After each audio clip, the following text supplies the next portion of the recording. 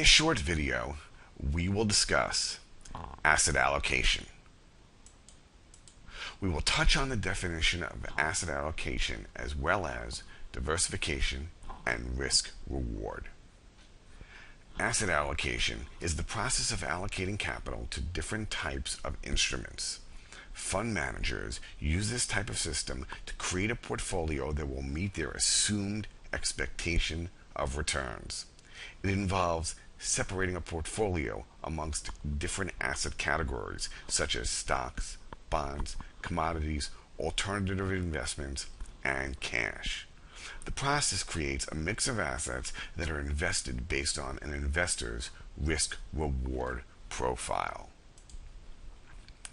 As just mentioned, asset allocations are generally determined by an investor's risk-reward profile and their time horizon. The higher the risk associated with an asset, the higher the expected return. The goal is to create a basket of assets that are generally uncorrelated to each other in an effort to generate returns in all types of market environments. For example, riskier assets such as stocks will perform well in trending markets when it goes up and down, but further up than down. In consolidative markets such as this one, the combination of income-related assets such as bonds along with stocks will benefit the portfolio. Asset allocation is one of the main determinants in finding the appropriate mix of financial products that will perform to the assumptions over time.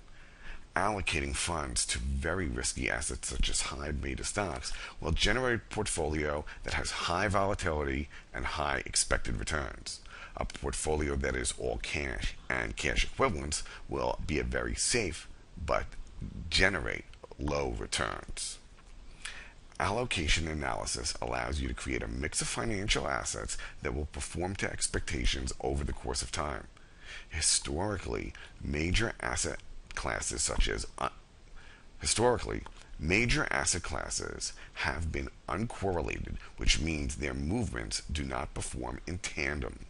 Holding riskier assets such as common stocks as well as income-producing assets such as bonds should generate returns in all types of market environments. In addition, asset allocation is important because it has a major impact on whether you will meet your financial goals. If your portfolio is too conservative, it will be very difficult to meet your financial goals.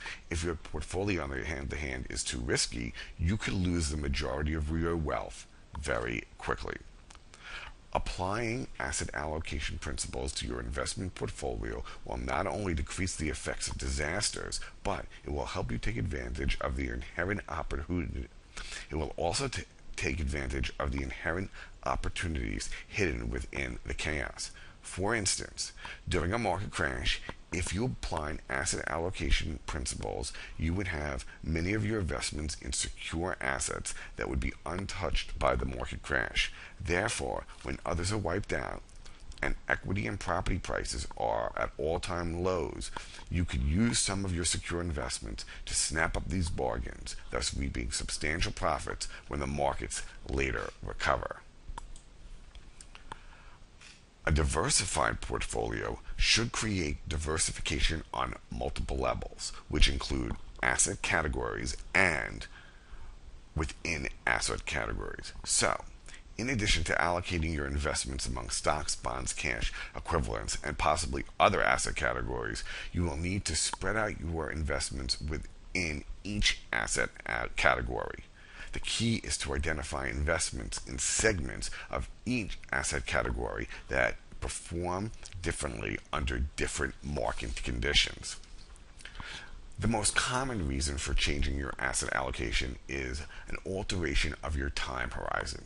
For example, if your investment goal was to retire in 20 years from a specific date, when 10 years had passed, your time horizon has changed from 20 years to 10 years.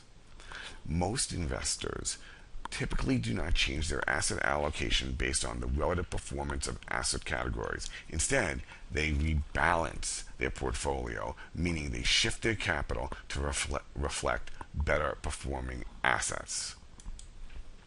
The concept of rebalancing is resetting your portfolio back to your original asset allocation mix.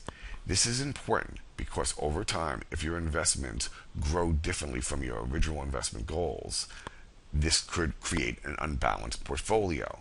By rebalancing, you will ensure that your portfolio will remain in line with your long-term investment goals. There are three basic ways that you can rebalance your portfolio. You can sell off funds in overweight investments. So if stocks rallied beyond your expectations, you could sell some stocks and rebalance your portfolio. You can purchase new investments for underweight asset categories, but this will increase your overall capital exposure to the markets. Thirdly, you can shift your contributions to reflect a new balance, which will take effect over time. Before you rebalance your portfolio, you should consider whether the method of rebalancing you decide to use will trigger a tax event or additional transaction fees. Asset allocation, diversification, and rebalancing are the keys to generating wealth over a long period of time, and portfolio managers should venture to understand these theories behind successful allocation.